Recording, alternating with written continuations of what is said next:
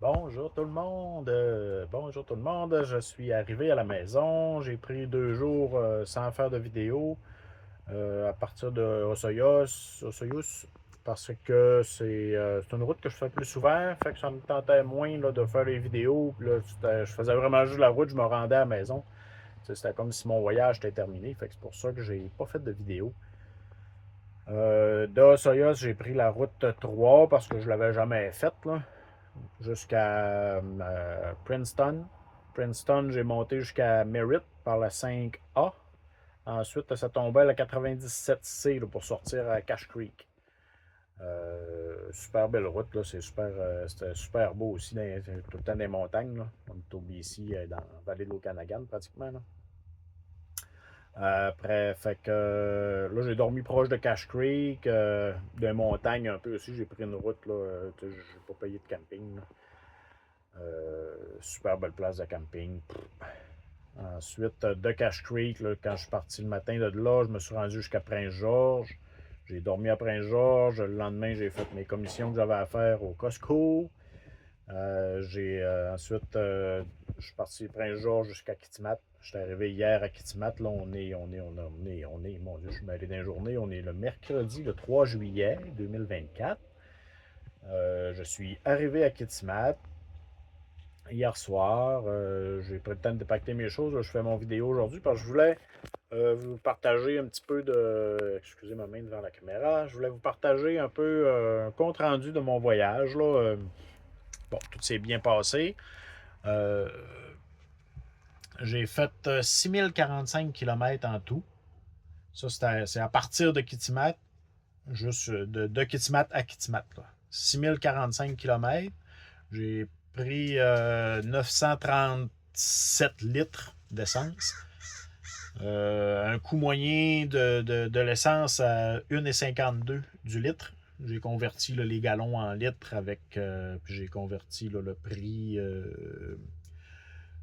prix américain en canadien, en incluant ce que la carte de crédit me chargeait. Dans le fond, j'ai pris chaque facture d'essence, puis là, ça me le dit sur mon compte de carte de crédit, là, combien, c'est quoi le taux de change. Là.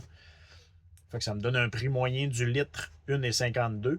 Ensuite, donc mon coût total, 1438 d'essence.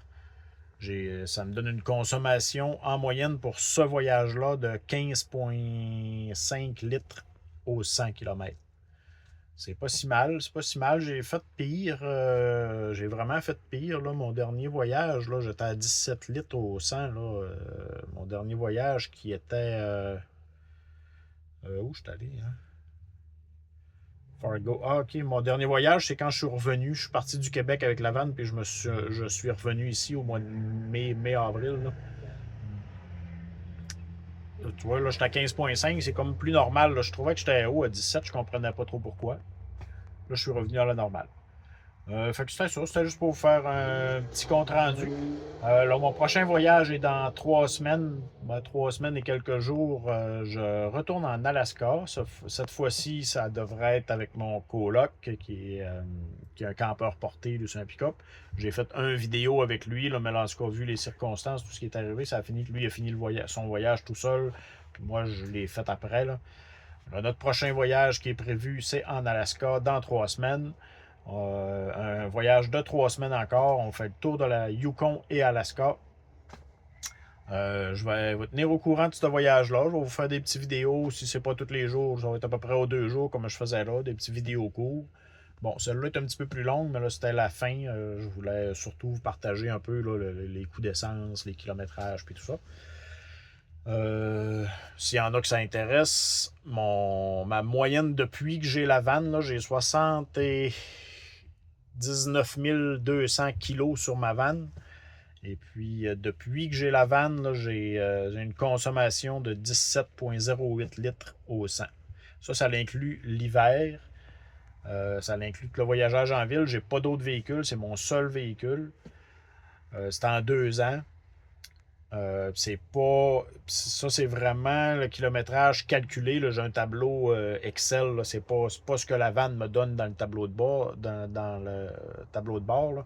C'est vraiment toutes mes factures d'essence qui sont rentrées avec tout mon kilométrage. Fait que c'est vraiment assez précis. 17 litres au 100 en moyenne. L'hiver, là, ça fait 2 hivers, moi, que j'ai la vanne, puis que le chauffage fonctionne pendant l'hiver. Je chauffais à l'intérieur tout l'hiver. Pas très haut, mais je le chauffais tout l'hiver. Puis mon chauffage, moi, il est connecté dans mon réservoir d'essence de la vanne. C'est un Webasto là, qui est connecté dans mon. Fait que ça fait l'hiver, c'est sûr que ça augmente ma consommation d'essence. Là. Si le chauffage vire pendant toute la nuit, ben, s'il prend 1 ou 2 litres d'essence, ben, ça fait comme augmenter ma consommation. Fait que tout ça pour dire que c'est pas si mal. C'est un ProMaster que j'ai 2021, 3500 extended, qui est allongé, là. Toujours chargé parce que j'ai la transformation de ma vanne. C'est assez lourd à traîner. Fait que moi, je trouve pas ça si mal. 17 litres au 100, là, c'est bon. Puis, tu vois, certains voyages en été, j'étais à 15 litres au 100. Puis là, j'ai eu d'autres voyages l'été passé que j'ai fait. Là, j'étais à 14 quelque chose. Fait que, dépendant comment je roule, les côtes, le vent, c'est ça. Fait que c'est pas si mal. Fait que là, c'est ça. Là, mon prochain vidéo, je vais probablement faire une vidéo, peut-être en fin de semaine, proche pas ici, mais l'autre fin de semaine. En tout cas, je vais vous refaire une autre vidéo. J'aimerais ça vous montrer un peu mon setup de douche. Quand je vais partir de zéro, je vais mettre ma caméra pour que ça me filme. Puis je vais vous expliquer un peu en le faisant, mais je vais vous montrer quand je monte mon setup de douche, quand je prends ma douche, puis après ça, quand je le redemonte, pour vous montrer que j'ai pas de douche permanente, puis je ne sais pas encore si ma prochaine vanne va avoir une douche permanente. Je ne suis pas capable de me décider, parce que ça prend de la place, puis là, le setup que j'ai là, j'aime bien ça. La douche, là, c'est vraiment pas si pire, là, sortir mon bac, mes rideaux. En tout cas, je vais vous montrer ça dans une vidéo. Je devrais faire cette vidéo-là, je pense, avant d'aller en Alaska. Là. Ça fait longtemps que je veux le faire, puis je vais faire ça dans les prochaines fins de semaine. Alors, oubliez jamais que la vie, c'est un trip. On tripe. Peu importe comment est-ce qu'on tripe, il y a moyen de triper. Il ne faut jamais arrêter de triper. Bye, à la prochaine.